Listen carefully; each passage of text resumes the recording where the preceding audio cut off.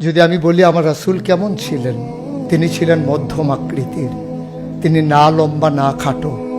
তিনি কখনো বা যখন হাজারো মানুষের সামনে দাঁড়াতেন, বিদায় হজের সময়ে 1,40,000 সাহাবা যখন ময়দানে, তিনি যখন আস্তে করে উঠে দাঁড়ালেন, ওনার চাইতে অনেক লম্বা লম্বা মানুষ থাকার পরেও অবাক বিস্ময়ে সবাই তাকিয়ে দেখলো সবার উপর দিয়ে যে মানুষটির মাথা মুবারক দেখা যায়, তিনি নবী মুহাম্মদুর রাসূলুল্লাহ সাল্লাল্লাহু আলাইহি ওয়াসাল্লাম।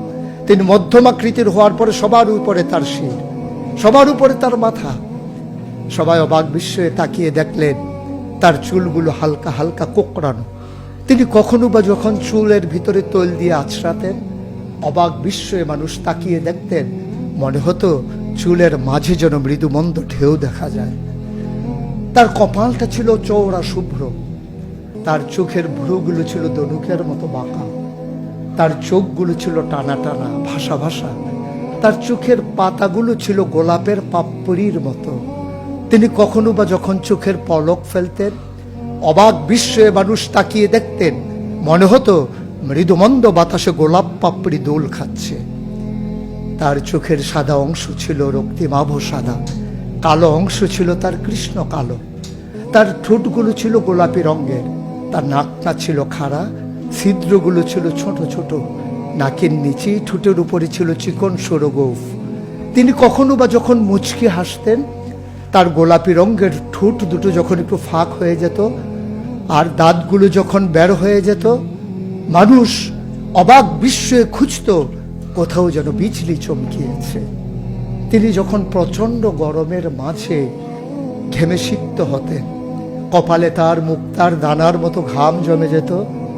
তিনি যখন দৌড়ে দৌড়ে তার বিবিদের ঘরে যেতেন, আমাদের মায়েদের ঘরে, আল্লাহ রাসূল সাল্লাল্লাহু আলাইহি সাল্লাম ঘরে ঢোকার পরে মায়েরা দেখতেন কপালের মাঝে মুক্তার দানার মতো বিন্দু বিন্দু ঘাম জমে আছে।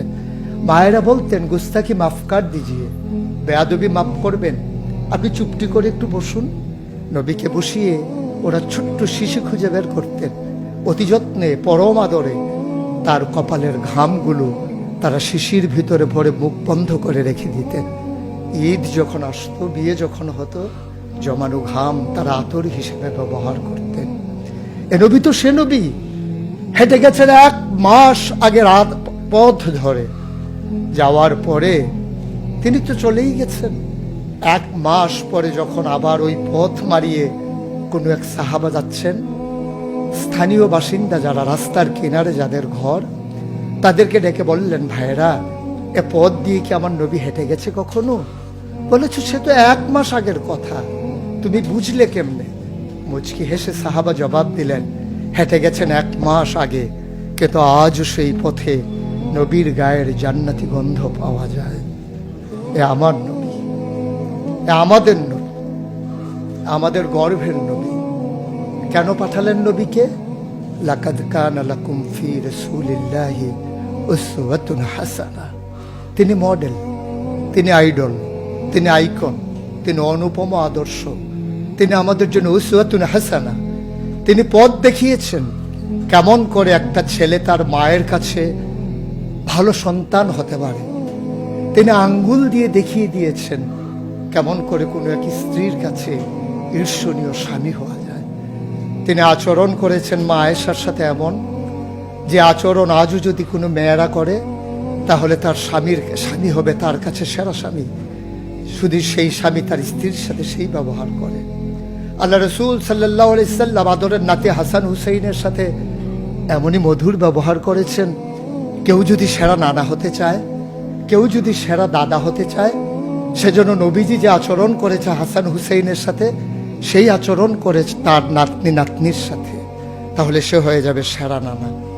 কেউ যদি আদর্শ শিক্ষক হতে চান, কেউ যদি হতে চান উত্তম আদর্শের অনুসারী, তাইলে আল্লাহ রাসূল সাল্লাল্লাহু আলাইহি সাল্লামকে আল্লাহ নিজেই জানিয়ে দিলেন যে আমি তো আপনাকে দান করেছি ইন্নাকা লাআলা খুলুকিন আযীম, আপনি হচ্ছেন উত্তম থেকে উত্তমতর চরিত্রের অধিকারী।